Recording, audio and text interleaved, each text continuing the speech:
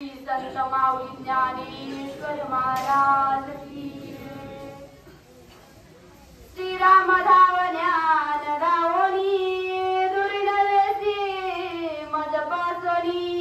राम राक्षसी वरिल्यावनी मदनिज पत्नी करुपासी प्रभु रामचंद्र भगवान की जय। कथा परिषदा रामायण पूर्वज उद्धरती जान पूर्वजांचे जवळ कोण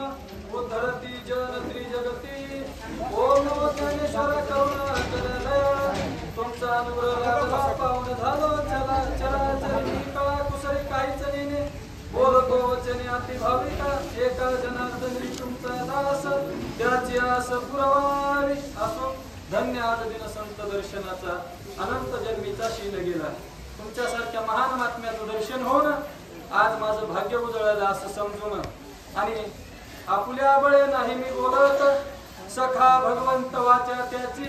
साळुंकी मंजुळ बोलत असे वाणी शिकविता धनी वेगळाची जरी साळुंकी मंजुळ वाणी बोलत असेल तरी तिला बोलविता धनी वेगळाच असतो आणि येजून खाली उतरलेला माणूस वेगळा आणि हित बोलणारा तो साक्षात भगवंत आहे असं समजून आणि सर्वांना श्रवण करावं असं नाथ माऊली सांगतात।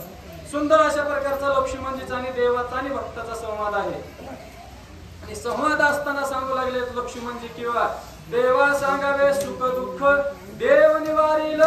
भूक पण आपण कुणाला सांगतो शेजाऱ्याला मग शेजाऱ्याला दुःख सांगितलं की वाढत जातं तसं लक्ष्मणजी सांगतात बाबा देवाला सुख बी सांगावं आणि दुःख बी सांगावं आणि लक्ष्मणजीला दुःख झालेलं सांगू लागलेले अनेक प्रकारचा मी प्रयत्न केला पण सीता माता आणि कठोर शब्दामध्ये आणि बोलल्यामुळं मला त्या ठिकाणाहून आणि जाण्याची वेळ आली आणि वेळ आल्यामुळं संकट पाठीमध्ये निश्चित ओढवलं असेल असा संशय प्रभू रामचंद्रानं मनामध्ये घेतला नंतर माझा विलास धरुणी मनी सेवा करीती सवचोरपणी श्रीराम राक्षसी वरिल्यावनी मदनिज पत्नी करुपासी खरी सीता असल्यावर अशी बोलू शकत नाही का माईक न लगे किंवा माईक सीता आहे ना त्याने करा लगे माईक पदार्थ ते माझे अर्थ नको देवा जर चुकीच्या वस्तू जर मन गेलं तर ते निश्चित आणि फजिती केल्याशिवाय राहत नाही तसं आणि लक्ष्मणानं आपलं मन आणि आपल्या सुदीन धरलेलं आहे मन घट्ट धरलेलं आहे पण ती सीता माता माईक पदार्थामध्ये जी बोलू लागलेली आहे हे लक्ष्मणा तू जे या ठिकाणी स्तब्ध आहेत ना उभा आहेस ना तुझ्या मनामध्ये निश्चित आणि काय आहे की तू आणि प्रभू रामचंद्राचा आणि राक्षसाला वध करावा आणि मी सीतेचा उपभोग घ्यावा असं तुझ्या मनामध्ये मला वाटतं असं सीता आणि त्या लक्ष्मणाला बोलत आहे पण इकडं लक्ष्मण त्या प्रभू रामचंद्राला आपलं दुःख सांगू लागले म्हणतात परदारिया तिलंपटा सेवक वर्गा माझी मानष्टा मुकन लावी मज पापिष्टा दुष्टा भ्रष्टा चांडळा मग आणि संत येते घरात याची दिवाळी दसरा आणि तसं संताला जर उठेल नाही केली तर निश्चित आणि दुःखाची प्राप्ती आल्याशिवाय राहत नाही म्हणून आणि सीता माता सांगू लागली हे चांडाळा आणि चांडाळा म्हणून उपेक्षेनं लक्ष्मणासारख्या संताची केली आणि त्या ठिकाणून ती सीता माता आणि लक्ष्मणाला पाठवू लागलेली आहे असं लक्ष्मणजी त्या प्रभू रामचंद्राला सांगतात कोणी श्रीरामाचा सवार लावणाला ती मज होता येणे वाक्य सांडणी सीता आलो रघुनाथा तुझ पासी मग अशा प्रकारचा आणि कठोर शब्दामध्ये आणि सीता माता मला बोलल्यामुळं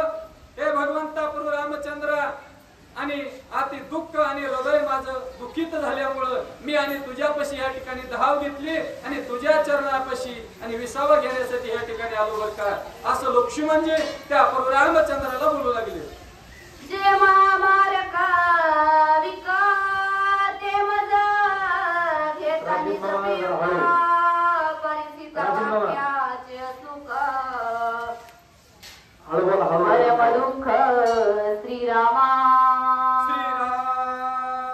मग आणि असं लक्ष्मणानं त्या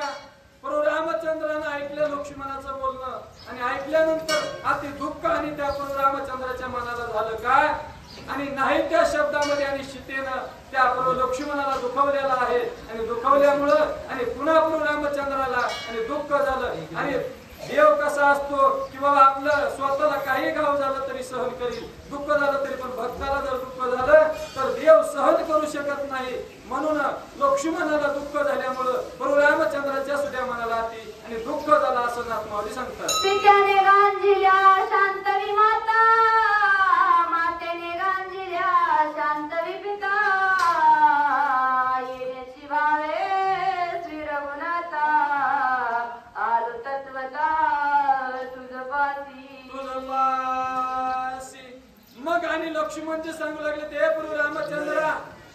आणि लेकरते आणि आईनं बालकाला नाही त्या बोलावं आणि ते बालक कसं आपल्या वडिलांकडे जातं तशा प्रकारे आणि मी तुझ्याकडे आलेलो तू माझ्या वडिलांसमान मोठा आहे सर्व करता करविता आणि तू असल्यामुळं मी तुझ्या चरणापाशी आलेलो आहे असं विनंती लक्ष्मणजी त्या प्रभू रामचंद्राला करू लागले.